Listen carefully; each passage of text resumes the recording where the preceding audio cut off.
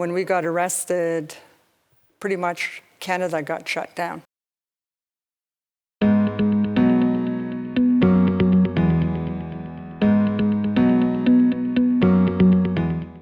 It is my great honor to be here today with 2021 Right Livelihood Laureate Freda Huson, Chief of the Wet'suwet'en people in Northern British Columbia, Canada. She has been a leading advocate for Indigenous communities reconnecting with their land and reclaiming control, including decisions on construction projects such as pipelines running through their territories. The quest to reclaim and protect her culture and ancestral territory has led her to become a leader in the opposition against the pipelines. Even in the face of overwhelming force by Canadian authorities, Huson remains on her ancestral land to protect it. She has demonstrated that the Indigenous struggle for environmental protection and land rights revolve around a much more profound battle for culture and a sustainable way of life. Congratulations to the Right Livelihood Award.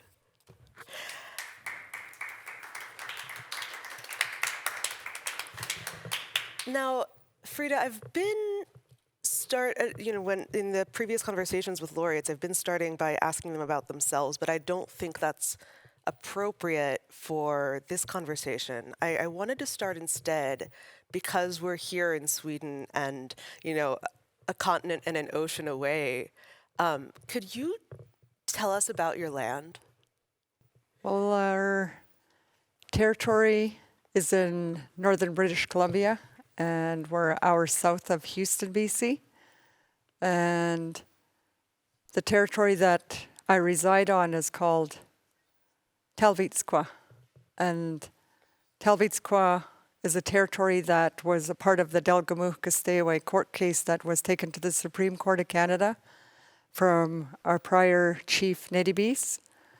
And it was proven in court that we still had title and rights to these lands, and even though it was brought through the Supreme Court, we still battle with industry and government over what they try to just take instead of getting permission to do projects on our lands.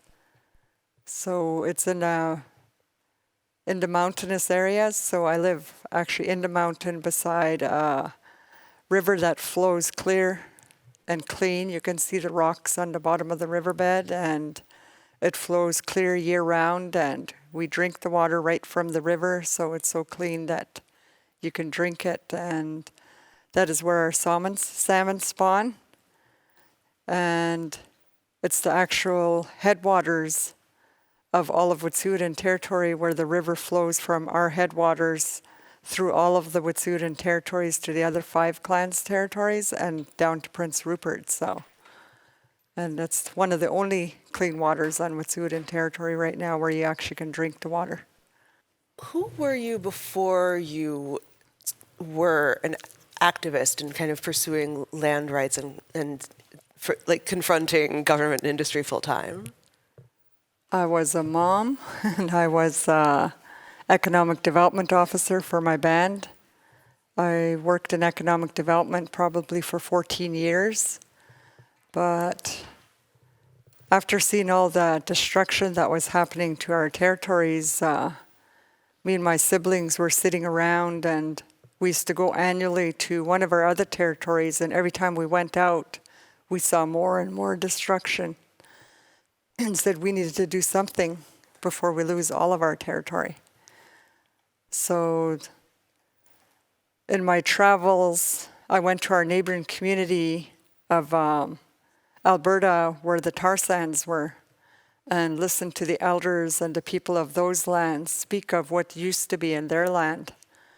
And it was heartbreaking. And when they were talking about putting the Enbridge pipeline through our territory, it was going to triple the production, and the tar sands, meaning triple destruction to those people's land. So that's when we started putting structures on the way. We built the cabin right on the route of Enbridge and built our healing center and just built a whole village on their way and started educating people. And pretty soon all of the people in the north were against that Enbridge pipeline and spoke out against it, that project didn't go through. So And you mentioned the cabin kind of in passing there, but I wanted to ask you more about that. What made you decide that to live full-time yourself on the land? Well, when we first started talking about making sure those projects didn't go through, we were in our home community, which was 2 hours from the territory, and we would have to travel the 2 hours to get there. And what made us decide to move there is my brother had passed away, and we were at his wake at the community hall, and somebody had given a phone call to one of the chiefs saying that the company was planning to go in with drill equipment, and they were telling the workers, you have to go in there now, you have to go in there now. They've told them 5 times you have to go in there now because they knew we were busy. Right. And they were saying rude comments about us Indigenous people, and the employee didn't like it, so he phoned one of the other chiefs from a different clan and told them that that drill company's planning to go in at 5 in the morning if you want to stop them. So we were still at the wake, and that chief came and talked to our chief, and Smogethgem at the time, my partner, he was there. I called him and told him that was happening, and so he came down and sat down with the 2 chiefs and said, I'd be willing to miss the funeral and go out there and block them. So he got my auntie's husband, Hank, and then my cousin, Hank, and 3 of them went out. 2 in the morning, I think they finally got there, and they waited till 5, parked on the bridge, and sure enough, 5 o'clock rolled around and vehicles showed up to go in, and they blocked them and told them they weren't allowed in. And while they were going there, the loggers were all telling them that there's drill equipment and it's parked at this many kilometers. So they'd already flown in the equipment by helicopter. So he told them by Friday 12 noon, you have to get all of that stuff out of here. And by Friday they did haul all that stuff. I think that same day they were trying to haul it, and there was 2 feet of snow. And one of the workers got stuck, and their fellow employees were just hooting and hollering that they got stopped, and they drove away. And they just left that person stuck in the ditch, their boss. So from that point, we realized that how ruthless they were. They were trying to go in every time we were burying one of our dead. So that's when we decided that we needed to be out there permanently to watch and ensure that they weren't trying to get in there. And so we spent many years evicting helicopters and sending people away that were trying to come in to do studies. Can you talk about how your kind of daily life has changed now that you're, living full time on the land as opposed to before all of this started when you were in the community? Well, living full time on the land takes a lot of work because you have to make firewood and make sure you're all ready for the winter. And my health improved quite a bit from being, because the minerals all intact in the water and there's no chlorine in it. And I noticed a big improvement in my health because I used to have severe allergies where I required an EpiPen, but I still have the allergies, but not as bad from being on the territory. So, and I used to wear glasses, and I don't wear glasses anymore. I noticed my eyesight improved from being out there and got my health back on track, and I'm fit from having to pack wood, keep fires going, and so my health has drastically improved just from being on the land. Obviously, this is, as you have explained, very much tied to this kind of ongoing project of trying to stop, exploitation and development in the area. But can you talk a little bit about the current ongoing protests against the CGL pipeline? Well, like I said, CGL has been ruthless and relentless and have used false means to get an injunction on us. So because of the injunction, they think that gives them they act like they own our land when they don't, and they use police to harass us and make us like we're criminals on our own land. So whenever any of the Wet'suwet'en try to block, they bring in militarized police with guns pointing at elders and women that are unarmed, and they get away with it. And it's because the powers that be have so much invested in the project, and they're using every force they can to silence us or try to keep us or try to make us fearful of them. So that's been our life for the last 2 years of continuous harassment from the police and from their security. Everywhere we try to go on our land, they're harassing us and threatening us of arrest, saying we're breaching the injunction. Part of this is also a question of who is able to make decisions for the Wet'suwet'en people, if I understand correctly, right? Can you talk a little bit about how you view your role in the community that you're accountable to, and how that interacts with what the developers have been saying about having gotten approval from relevant tribal elders? Well, our governance structure we've never lost that, and that's through our feast hall. And initially, when we were first talking about stopping these projects, my clan held a feast and invited all the other head chiefs and other clan members into this feast, and that is how we govern our territories. And because we have neighbors, other clans are neighbors, it'll impact them if we decide to block something. So that's why we have to host a feast, and we did do that. And we had all the other 4 clans stand up in the feast hall and say they supported our decision to do that. So that is our governance structure. And that's, like I said, our chiefs took the provincial government to court, proving that we'd never ceded or surrendered our land, that it's still our land, and we've never signed any treaties. So even in their own courts, though we proved it, they still try to dismiss us and still try to do whatever they want on our territories. So, and after the injunction came down, Gidimdan stood up in our feast and said that they were going to assist and block and prevent the police from getting to us. So a few years ago, they set up 22 kilometers below us to block the pipelines, and that's when you first saw the militarized police come in with guns, and even though they were unarmed, and they followed our laws where they stood up in the feast hall and all the other chiefs stood up and supported their decision. So you hear a lot of media out there trying to dismiss what Molly Wickham was doing, saying that she didn't have a right to do that, and yet they held a feast and the other chiefs backed their decision. So she's legitimately protecting her lands under the direction of her head chief. What made you decide to put,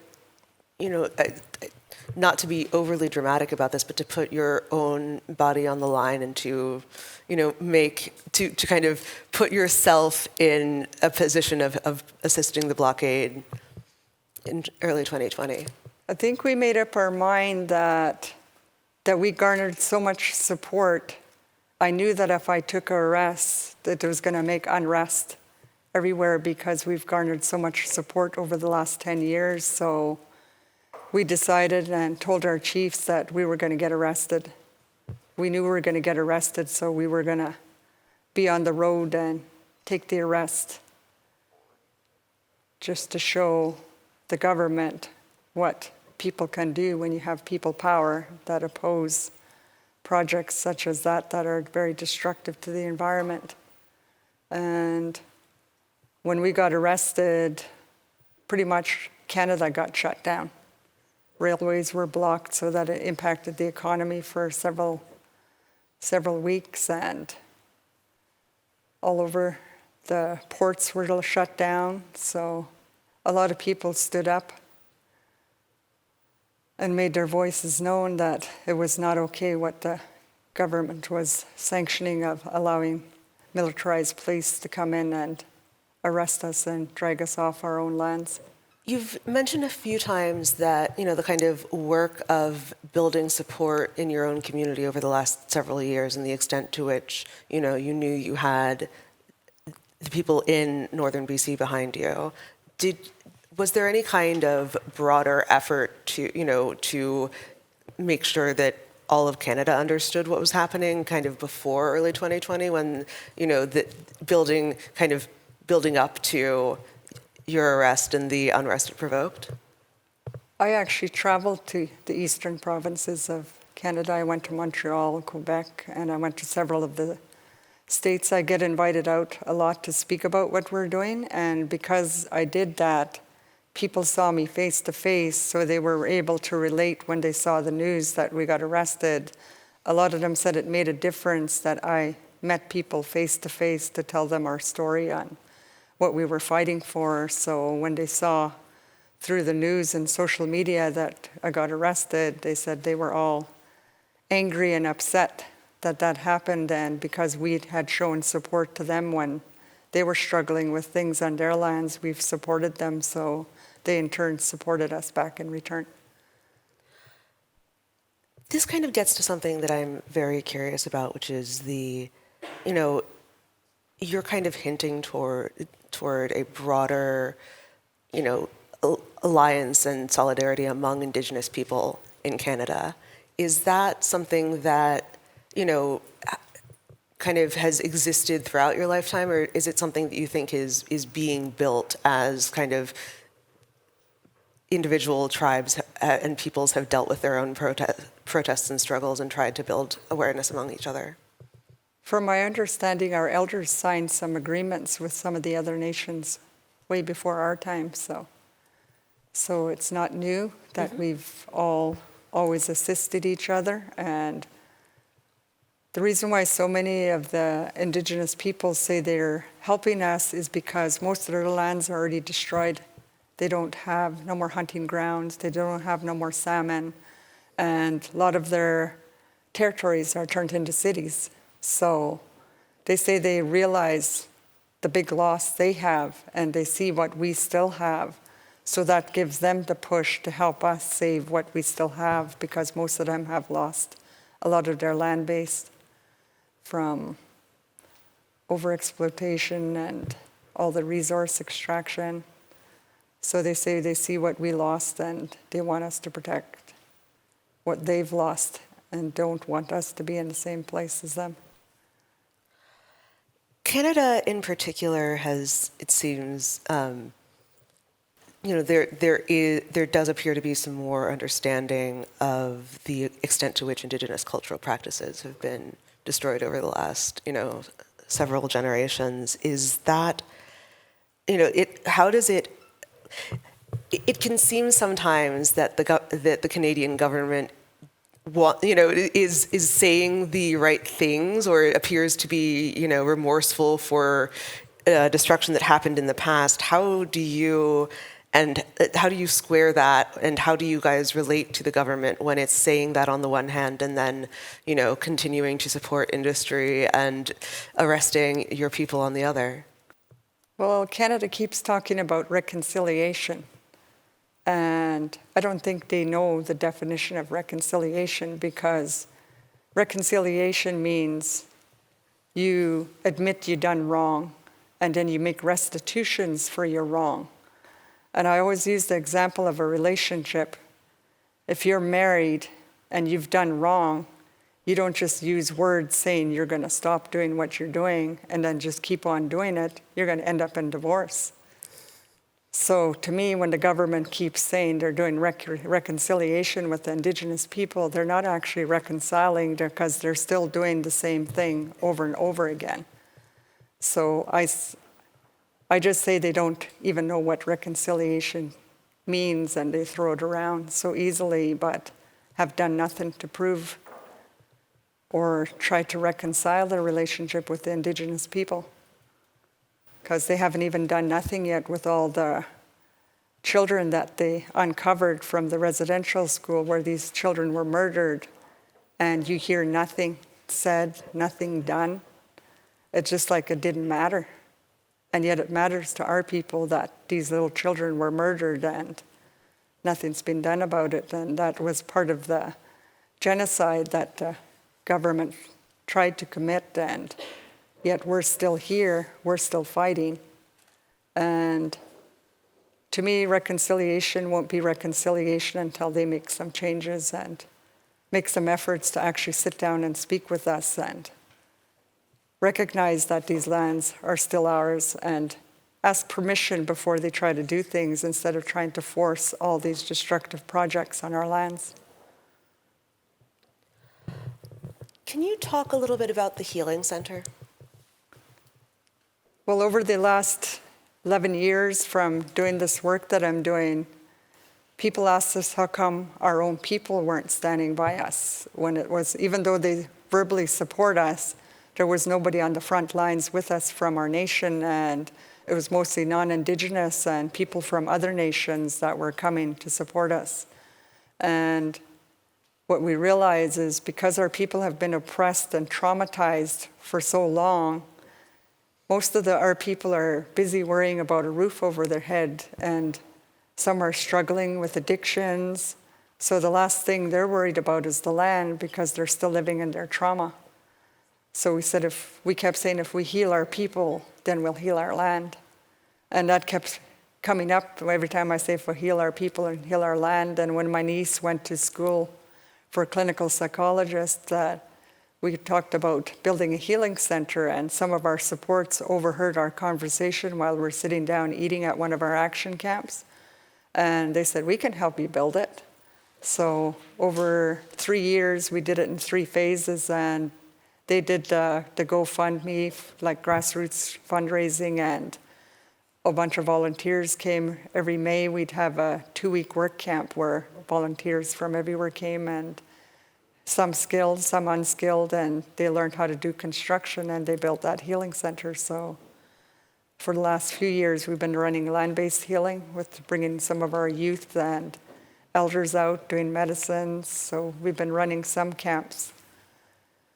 With a little bit of interference from industry, we weren't fully able to run all of our programming because the police continue to follow us around, and the securities continue to harass us when we try to access parts of our territory that we can gather medicines, berries, hunt.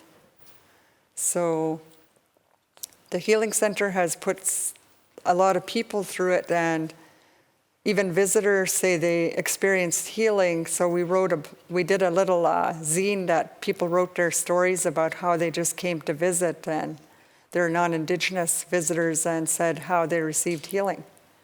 One said that I used to have a cane when I came here. I said, oh, I don't even remember that. And they said, I don't need that cane anymore. I walk around normal, and I used to have low iron and pills couldn't do it, and just being out here, I don't have that issue anymore, they said. So there's several people saying they got healing just from being on the land. And we've actually put some of our own people through that were struggling with addictions, that were on the street every day, drunk, that decided to come out, and they spent 5 months, and they're still sober today with a new baby, and been sober now for going on 3 years. So there's lots of nice success stories like that the Healing Center is already doing, and we're not even fully operational yet. When you're talking about people who were still living in their trauma, that's it can be a little bit less obviously straightforward to see that transformation than someone who's no longer walking with a cane. How do you use the land-based healing in terms of psychological support? I think a lot of time the land itself, and because we have a caring and giving space, and the rest of the world, you can feel the negativity and the bad energy wherever you go.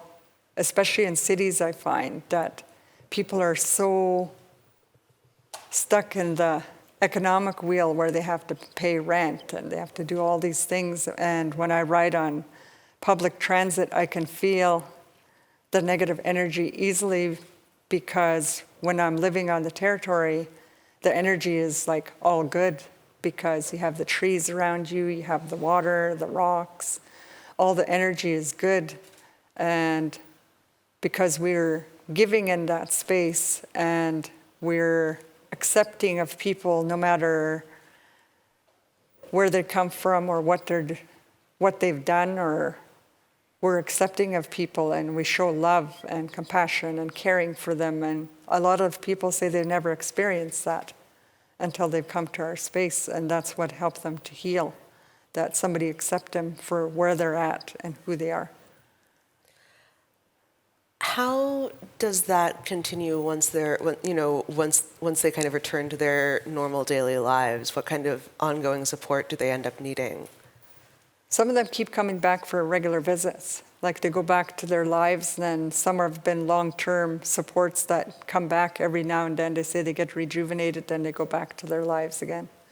But we have some been going on 6 years now that they come for 2 weeks, 3 weeks, some for a month, and then they go back to their regular lives.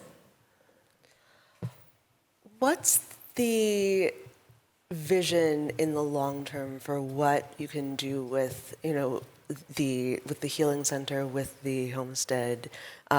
What would you like to see for your land and the community? Our long-term vision has been able to heal our youth, because we always say our youth are our future. And my niece focused her studies on youth so that we can help our youth come out of the trauma that they experience so they can be strong young people and be productive and be able to live their lives to the fullest. And just this past year, we ran one female and one male camp, and it was kids that were struggling in the school system and struggling in life in general, and they called them high-risk kids. So we brought a group of females and a group of males out to the camp, and we saw a transformation just in 3 days, from kids that were coming and their hairs covering their face and their heads hanging down, and then by Wednesday they have their hair tied back and they're sitting up, they're laughing and just being kids. So it was neat watching that transformation. So our long-term goal has been to be able to have a space and to help our youth thrive,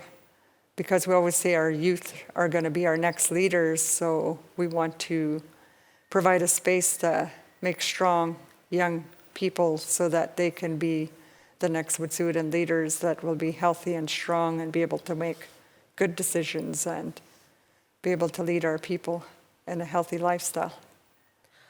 Do you see among younger generations are they generally, interested in continuing to claim their Wet'suwet'en identity and cultural practices? Is that something that, is there and the appetite just needs to be met?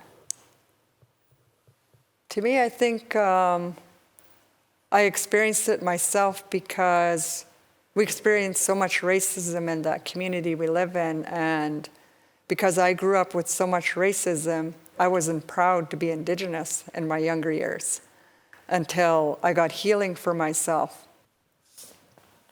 There's the kind of premise of all of this, of course, is that you've been traveling not just within Canada but also to other countries, and I'm wondering, when so much of this, the cultural knowledge that you're trying to preserve and perpetuate is local, is specific to your people, how does that interact with this effort to kind of build solidarity between Indigenous peoples and to kind of build a support structure there?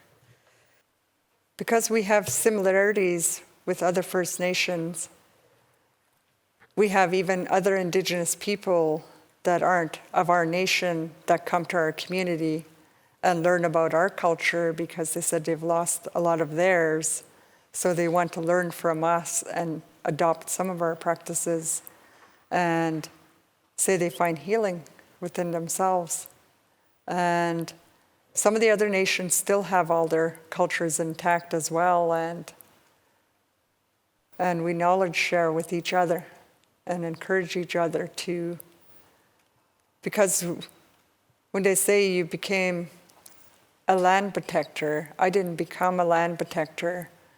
We're taught from a very young age to only take what you need and give back and take care of the land. so that it will take care of you. So when people call me a land protector, I said it's just a lifestyle. We're taught at a very young age, and that's how we're to carry ourselves.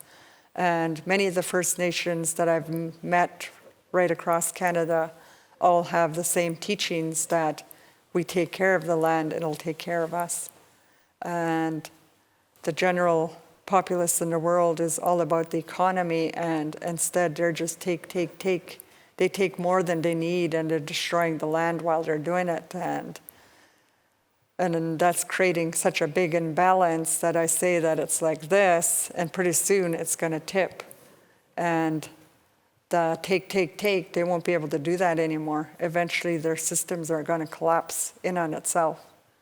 And I believe that's going to happen soon, sooner than we think, because we're in a culture where people are very selfish, especially the people with all the money in the world. They're very selfish, and they're self-serving and only think about themselves. So they're ignoring climate change, they're ignoring the temperature rise, they're calling it natural disasters, but I don't think it's natural disasters, it's man-made disasters, because they're over-exploding, over-logging, and when you have all that flooding because they take all the trees down, and when the heavy rains come, it's all running down because there's no trees or vegetation to absorb that water. So the rivers are rising, the lakes are rising. So to me, it's not natural disasters, it's man-made disasters because of greed. And that only can happen for so long before all of it just collapses in on itself. How does it, I mean, when you're seeing this news of disaster and thinking about the kind of trajectory of the climate as a whole, how are you psychologically able to kind of retain, faith in your ability to continue to make change? It can seem so big. Well, I come from a praying family. We pray a lot, and without those prayers, I probably wouldn't have lasted the 10 years. Like my whole family, we pray. And we rely on the prayers for strength, and we know that we will be protected and we will be taken care of no matter what's happening all around us, and just continue to pray for the poor people that end up in the path of all the greed. It's mostly the people that are poor that are going to really struggle and don't have the means to get out of the mess they're in when they're getting flooded out. So yeah, we just use our prayers to keep us going and pray for all the people that have to struggle through.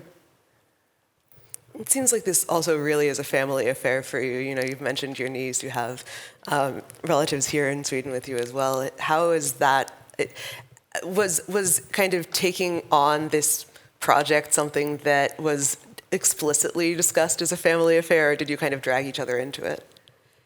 I think some of my siblings and I were talking about that we had to protect our lands before we lose it all. And for myself, it took me a bit, like 3 years, before I decided to walk away from my job. I had a good paying job and had so much disposable income, and I just walked away from it and decided one day that I needed to be out on the land. So I took a 1-year leave from work, and then after the 1-year leave, I only went back for probably 3 months, and then I ended up in a bad car accident, which forced me off of my job. So I ended up not being able to go back because I ended up sustaining bad injuries on my back, so I can't sit at a desk anymore. So I ended up being forced off the job, so I ended up just full-time out there after that. So yeah, my family, we're all grew up traditionally and culturally off the land, so that's why we've always been connected. So I don't think it was something new that we would be defending the land, because all of us grew up culturally and all of us depend on the salmon every year, and that's what we're protecting, is the salmon and the water and all the wildlife, because we depend on it for our food source. So we call that our grocery store, and so we're using everything we can to defend our way of life, and We call that our critical infrastructure, even though the government says they're protecting their critical infrastructure, the land, the food, the fish, that's our critical infrastructure. You mentioned earlier that, in some of the early days of your activism, a lot of the protesting, was being done by non-Indigenous people. What do you think the relationship is between Indigenous and non-Indigenous people in the environmental movement? And is there, do you think that Indigenous voices are being respected enough? I think in the beginning we reached out to the non-Indigenous communities because we've never even done any of that stuff. We just lived on our land and never realized we had to fight for our land until they started taking too much. And we realized we needed to protect it. So in the beginning, we started running environmental action camps so that other people can come to our camp and teach us how to do nonviolent direct action. So people like Greenpeace and Everyone's Downstream, and I can't remember which other, Deep Green Resistance. I think we brought in different groups that came in and they did workshops, and we had anywhere between 70 to 200 people for a 1-week camp from all over that came to learn from each other and learn different things like how to climb a tree and how to hang a banner and things like that. And so we did that in the beginning. I think we ran 8 annual camps, and then after a while it got a bit too much, so I stopped doing it after a while because there was like 200 people and it was too much for the land to have 200 people camping out for a week. And so, yeah, we learned from other people as well in the beginnings and had garnered a lot of supports through those resources, and those people were the ones that were inviting me out to speak to others about what we were doing, so that's how we garnered so much support everywhere.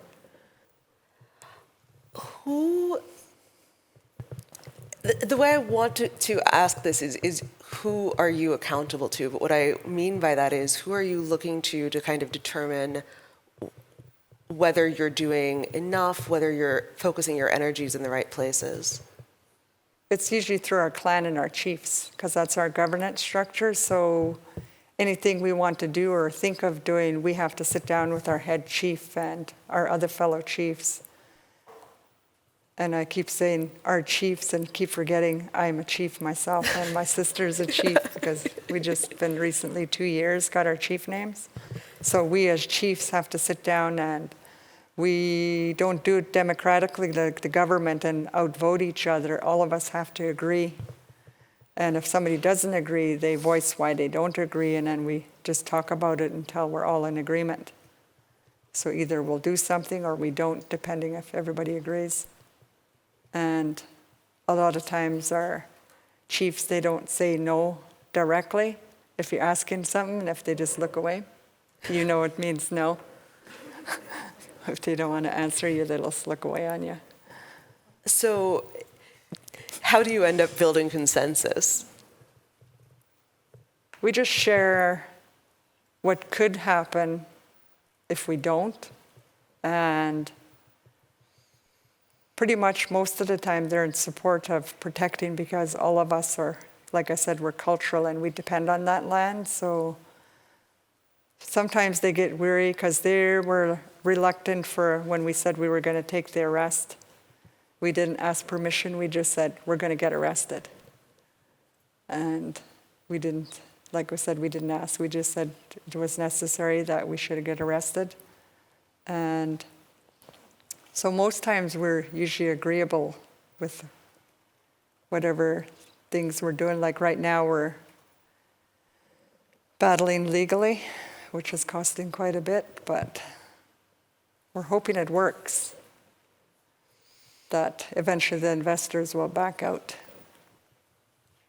Have you ever had to deal with a circumstance where, the resources might not be there and you have to make choices about whether it's worth it to continue, and how do you make those choices? Like the legal strategy takes money, and in the beginning, we had opportunities to do legal strategies that could have helped us, but at that time we had no money, and then we realized that if we had the money, it could have helped us and we could have prevented that injunction from happening, but at the time we didn't have the funds to pay a lawyer to put a stop to them before they could put the injunction on us. But now we do have a bit of funds to fight them legally, so we're using that, and we still have to sit down and talk about it and see if it's worth the funds to keep fighting legally or whether we just take a stand again. Do you feel that there's more of a role that kind of like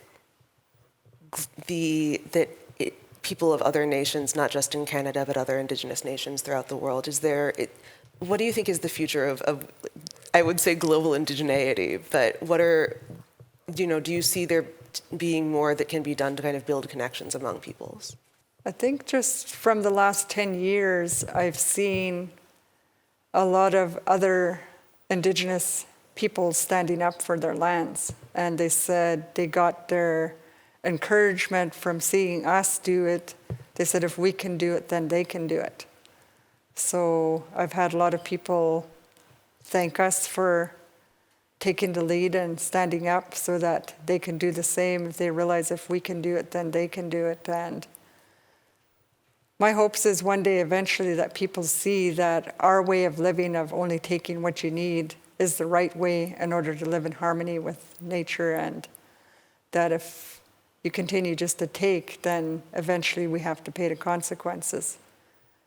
All of us, not just the ones that are trying to protect the land, but everybody will pay the price for not paying attention to climate change and not paying attention to do the change that we can. There are a couple of, you've mentioned several times that you guys have kind of had to figure a lot of this out on your own, and that, there aren't necessarily models that, you're kind of the advanced guard for other nations. But obviously this is all very rooted in, your people's traditions. Do you think of what you're doing as new, or do you think of it as just being, a continuation of what has always existed for your people? I think it's always existed for our people, because our people always, I think the stories that my ancestors, they told is we were one of the last communities to be put on reservation, because the Wet'suwet'en were fierce warriors, so they fought off every time people tried to come onto our land. So it's not new. Our people have been fighting for our land since contact and have always been fighting. Like I said, they went to court to prove that they've never given up title to the lands, and so it's not new. It's just that we're using modern things today to help us fight compared to back in the day, because most of our ancestors didn't speak English, so I always say the government made a mistake to teach us English. So now we know what they're saying, and now we know what they're writing in their articles. So they're the ones that tried to strip our language from us, but now we know their language, so we know when they're lying. This kind of reminds me of something you were saying earlier about the identity crisis facing, many of the youth that you've worked with. How, once there is more of a sense of pride in their heritage, but for youth who are in diaspora, if you will, who are not necessarily living on the land full time, how can they maintain that pride without, feeling worn down by the oppression that continues to exist? I think once you receive healing, you have the strength to not let the oppression get to you. Because I know myself, I used to let all the racism get to me, and now because the pride that I've got instilled in me now, because I'm proud to be Indigenous, if somebody acts racist to me, it doesn't bother me anymore like it used to. As before, when I didn't have the pride in me, I would feel ashamed and hang my head, but now if anybody tries to act racist to me, I just speak out about it and don't let them get to me, because I'm proud of who I am, and nothing they say or can do can change that. And that's what I hope to instill in our youth, so that they can stand proud and not have to cower under anybody's racism and feel like they're less of a person. They'll be proud and be happy of where they've come from.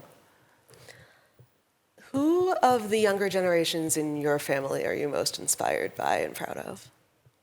I mean, not to like ask you to pick favorites, but like I know that this is, because this is an intergenerational thing, that there are, the younger generations of your family have really been supporting in this work. So I was just kind of hoping you could brag on them. Probably my little niece, Oyate. She's only 7. She's been coming to the territory since she was a baby, and before she could even talk, when her mom's driving across the bridge, her mom said she clapped her little hands and said, "Yay, I home." So she's been out there the most, and she speaks out so much about industry. She calls them Waishichu, and that's in Lakota, meaning fat takers. So she's Lakota and she's Wet'suwet'en, 2 strong nations, and we really believe she's reincarnated and been sent back to us. So she was an ancestor that lived through everything before. And when the first time we were at the threat of being raided, I'd read some articles before that, the raid prior before, when they used militarized police. We read police documents that said that the ministry was going to be sent in. So when my niece asked if she should stay, I said, "No, you have to take her out, because the ministry will probably try to remove her, saying you put her at danger," even though that they're the ones that are putting us at danger, not the other way around. And she was really upset that she had to leave, and she told her grandma that why did she have to leave, and then she just told her that bad people were coming, and she was crying because she had to leave, and then she just said, "Can't we make them dead?" And she just not understanding it, and her grandma says, "No, we can't do that." So I believe she's going to be very, very strong in our culture, and she's already connected to the land, so I'm hoping she won't have to do what we're doing, continuing to fight and protect the land. I envision her one day being able to live peacefully on that land and taking care of it, and that it's flourishing with all the berries and all the moose and everything we need to take care of herself. That's what I would hope for, that she would get to enjoy that. What do you think the future for people who don't still have their land? If you were mentioning earlier that you're concerned about the kind of global tipping point with the lack of sustainability, do you think that there is a way in the short term that people will be able to reclaim some of, to kind of claw back some of the healthier way of relating to the land? Or do you think that it's more a matter of preserving what little is, still there? I think people need to take a step back, and I know a lot of the young people say you can't go backwards, but I think you have to go backwards. Because right now everybody plunged too far forward, and we're not paying attention to how much waste is going into the landfills and how we're wasting even water and all the simple things that we take for granted that one day we may not have. Because one day I see that we wasted all the water sources, that people will be even fighting over water. And we're already overtaking, like even the oil and gas. Eventually that's going to be all done with too. And to me, people need to start educating themselves in ways to slow down climate change, but also finding new solutions. Because one young member in my community he told me, "You can't just say stop, stop. You got to tell us young people what's the solution. You can't just keep saying stop. You got to come up with the solutions on how can we do this better." Can you talk a little bit more about that? Like what kind of better ways are you thinking about? Well, for example, even though I drive a truck, I hardly commute I maybe go shopping twice a week and make sure I buy large volumes so I don't have to keep driving back and forth because I'm 2 hours to the nearest grocery store. And I try not to leave the water running when I'm brushing my teeth, and even at the camp, if there's water left over and it's clean, I reuse that water instead of just spilling it down the drain. So saving the water, and also not buying things unnecessarily. Ever since my kids were young, I would say, is that a want or is that a need? So sometimes my kids would call me on it when we're shopping. I was like, ooh, I say I want some. Is that a need or a want, they would say to me. Because a lot of times we just want instead of stuff to just have your basic needs met and quit wanting all the fancy and more expensive things that add to the landfill, and you just want something newer or the latest iPhone or I try not to do that. Get a new phone every time. I just get it when it breaks. Even though people say, oh, you still got that old phone? I say, yeah, it still works. We are almost to the end of our conversation, unfortunately. I reserve the right to, off stage, just continue to ask you questions. But I did, for the purposes of this, I wanted to ask, do you think you're ever going to kind of yourself look at what you've done and say that you've won? Or do you think that victory is just not something that you're going to be able to see in your lifetime? To me, every little thing is a small victory. Even though I didn't get the big victory that I want, all these other little milestones was a victory for us. So we have victories every day. And one day I know we will have full victory. I am really confident in that they're not going to continue to bulldoze over our people, and eventually, like I said, oil and gas is going to collapse. And, well, the whole economy is going to collapse. I see that coming, and I will be ready for it. Thank you so much, Freda, for sharing your experiences and insights and demonstrating the connection between this extremely large scale work that you're doing and the kind of everyday practices. I appreciate that, and I hope that our audience appreciates it and is inspired as well. And thank you to Livelihood and to Culture Huset.